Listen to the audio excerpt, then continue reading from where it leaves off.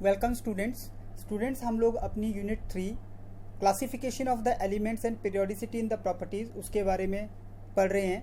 तो बेटा हम लोगों ने ये देख लिया था कि किस प्रकार से हम लोगों ने अपने पीरियोडिक टेबल में सारे एलिमेंट्स को एक प्रॉपर जगह के ऊपर रखा है और हम लोगों को ये ज़रूरत क्यों पड़ी कि हम लोग एलिमेंट्स को अलग अलग उनकी प्रॉपर्टीज़ के हिसाब से अलग अलग कैटेगरीज में रखें।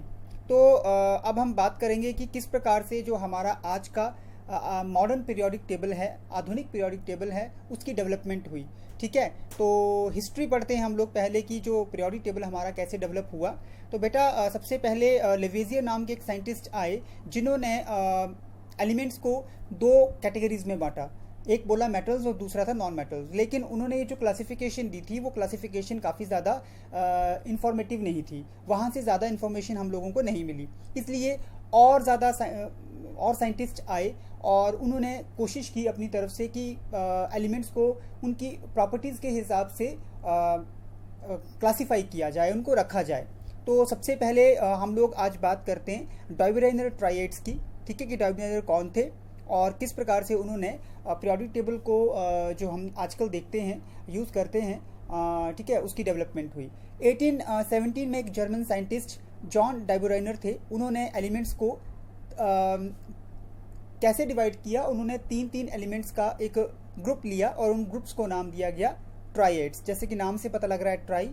ठीक है, तो हम शुरू करते हैं कि इस डायबोराइनर के ट्राइएड्स में क्या चीज़ थी, ठीक है, और किस प्रकार से ये वर्क किया।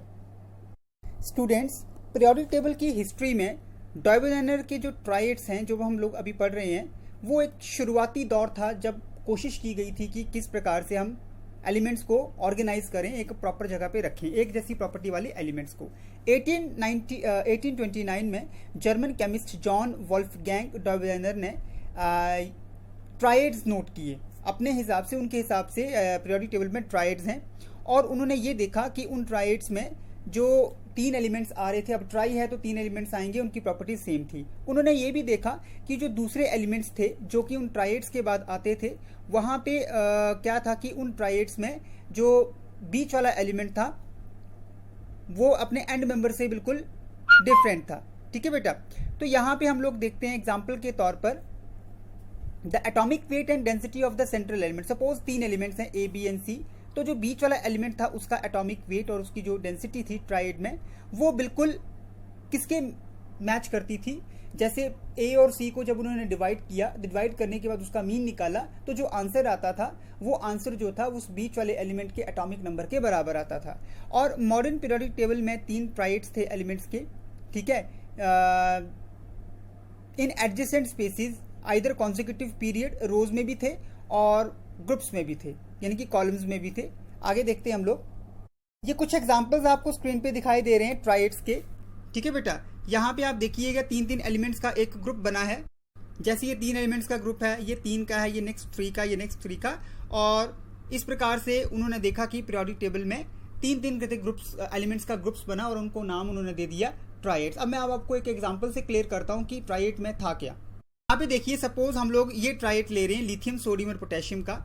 लिथियम का एटॉमिक नंबर था कि 6.941, सोडियम का 22.99, पोटेशियम का था 39.10। इस ट्राइएड के हिसाब से जितने भी ट्राइएड्स उन्होंने देखे, जो मैं एग्जांपल अभी आपको दिखाया, वहाँ पे क्या था कि उन्होंने क्या किया कि पहला और जो दूसरा एलिमेंट था उसके एटॉमिक मासेस को डिवाइड किया और 2 से डिवाइड किया, मीन निकाला, तो जो हमारे पास एवरेज आई 23.02, वो एवरेज जो थी हमारे उस ट्राइएड का जो दूसरा एलिमेंट था उसके एटॉमिक नंबर के बिल्कुल करीब करीब सेम था। तो हर ट्राइएड में ऐसा देखने को मिला।